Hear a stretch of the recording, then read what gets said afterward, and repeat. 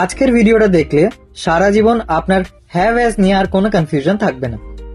আজকের এই ভিডিওতে আমরা আলোচনা করব সারা বিশ্বব্যাপী ব্যবহৃত হওয়া হ্যাভের এই 5টি ব্যবহার।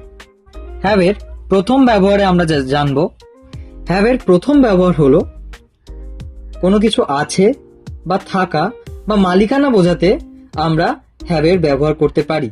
যেমন আপনার কাছে এমন কোনো কিছু একটা আছে যেটা ধরাছোঁয়া যায় এবং এমন কিছু আছে যেটা ধরাছোঁয়া যায় না।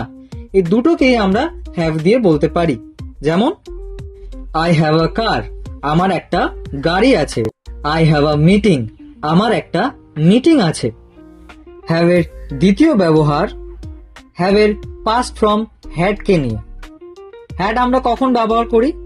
যখন আমাদের কাছে কোনো কিছু একটা ছিল, এমন কিছু যেটা ধরাছোঁয়া যায় এবং এমন কিছু যেটা ধরাছোঁয়া যায় না। যেমন আই হ্যাড আ কার, আমার একটা গাড়ি ছিল। আই হ্যাড আ এক্সাম, আমার একটা পরীক্ষা ছিল। এবার আমরা জানবো হ্যাভের 3 নম্বর ব্যবহার বা তৃতীয় ব্যবহার।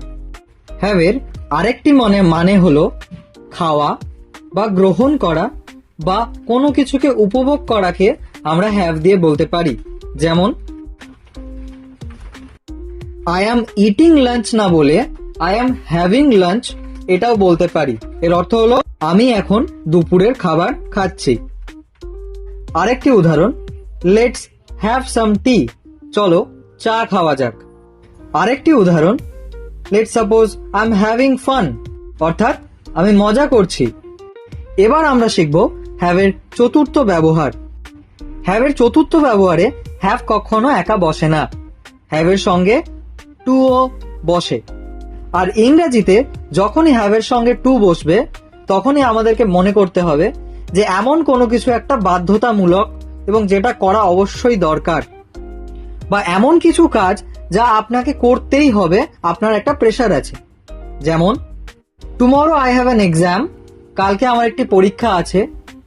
সুতরাং আই হ্যাভ টু রিড, আমাকে পড়তে হবে।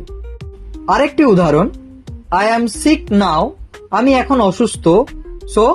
I have to take some medicines, আমাকে ওষুধ খেতে হবে।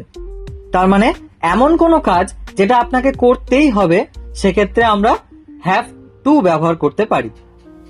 হ্যাভের পঞ্চম অর্থাৎ শেষ ব্যবহারটি হলো এটি টেন্সে থাকা প্রেজেন্ট পারফেক্ট টেন্সের নিয়মের সঙ্গে বসে, যেখানে হ্যাভের পরে ভার্বের 3 নম্বর ফর্ম অর্থাৎ পাস্ট পার্টিসিপেল ফর্মকে বসাতে হয়। এর অর্থ হলো আমি অতীতে কোনো একটা কাজ করেছি এবং সেটা করা কমপ্লিট হয়ে গেছে, এমন কিছু বোঝাতে।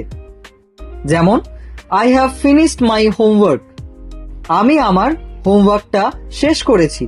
আরেকটি উদাহরণ, I have completed my education, অর্থাৎ আমি আমার পড়াশোনা শেষ করেছি। চলুন এবার এই পুরো ব্যাপারটার আমরা চটজলদি একটা রিভিশন দেখে নিই। হ্যাভের প্রথম ব্যবহারে আমরা শিখলাম মালিকানা বোঝাতে। হ্যাভের দ্বিতীয় ব্যবহারে আমরা শিখলাম অতীতের মালিকানা বোঝাতে। হ্যাভের তৃতীয় ব্যবহারে শিখলাম কোনো কিছু খাওয়া, উপভোগ করা বা গ্রহণ করা বোঝাতে। হ্যাভের চতুর্থ ব্যবহারে আমরা শিখলাম কোনো কিছু করা বাধ্যতামূলক, এমন কিছু বোঝাতে। Last but not the least, হ্যাভের পঞ্চম ব্যবহারে আমরা শিখলাম অতীতে কোনো একটা কাজ করা হয়ে গেছে, এমন বোঝাতে। আশা করি আজকের ভিডিওটা আপনাদের ভালো লেগেছে।